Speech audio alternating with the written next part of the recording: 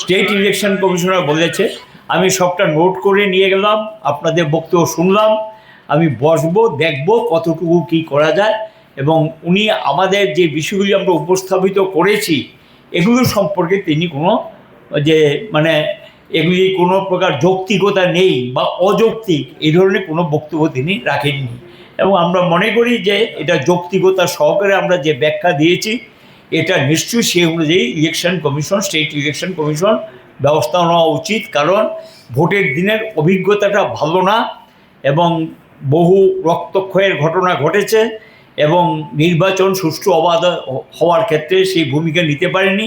এটা মনে রেখে যাতে কাউন্টিং হলে একই ঘটনা পুনরাবৃত্তি না ঘটে এই বিষয়টা সম্পর্কে আমরা বারবার ওনাদেরকে আমাদের দিক থেকে আমাদের যে আশঙ্কা সেই আশঙ্কাটা আমরা প্রকাশ করেছি। কারণ এখনও কেউ কেউ বলছে সব আসন জিতে যাবে, সব আসন জিতে যাবে, যাও এটা বলতেই পারে যে কোনো রাজনৈতিক দলের বিষয়, কিন্তু এখন এগুলো যত বললে তত কিন্তু ওই সমস্ত ইভিএম টিভিএম নিয়ে মানুষের মধ্যে একটা সন্দেহ তৈরি হয়, নানা ধরনের প্রশ্ন তৈরি হয় এগুলো, এবং এই কারণে আমরা বলবো যে সমগ্র বিষয়টা যাতে একদম নির্বাচনী বিধি এবং নির্বাচনী আইন মেনে সমগ্র ব্যাপারটা যাতে দেখা হয় সেটি আমরা ওনার কাছে আহ্বান রেখেছি।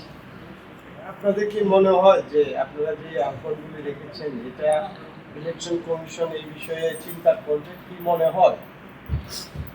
আমরা তো যে ইলেকশন কমিশনকে আগেও যে সমস্ত প্রস্তাবগুলো দিয়েছিলাম অল্প কিছু কার্যকরী হয়েছে। যখন রাজ্যের আইনশৃঙ্খলা অবস্থা খুব খারাপের দিকে গেল তখন গিয়ে সেন্ট্রাল প্যারামিলিটারি ফোর্স কিছু আনবেন, এবং এটা যদি আগে থেকে আনতেন আমাদের মানে যে প্রস্তাবগুলো ছিল সেটা যদি মেনে চলতেন তাহলে এমন ধরনের পরিস্থিতি হতো কিনা আমাদের যথেষ্ট সন্দেহ আছে।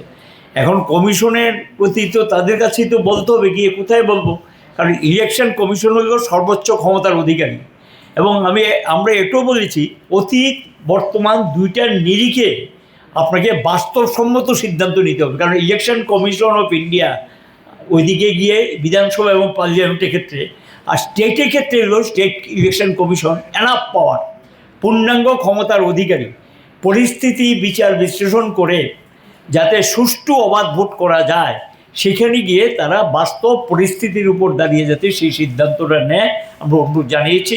কারণ যথেষ্ট ক্ষমতা দেওয়া আছে, কনস্টিটিউশনে যে ক্ষমতা সেই ক্ষমতা তাদেরকে দেওয়া আছে। এবং এটাও আমরা বলেছি যে এই ত্রিপুরা 88 থেকে 93 তো ভোট হয়নি, এবং 93 তো এর আগে যে ইন্ডিয়ার ইলেকশন কমিশন অফ ইন্ডিয়া ছিল এটাই তো মানুষ জানতেন না, আমরা বলেছি।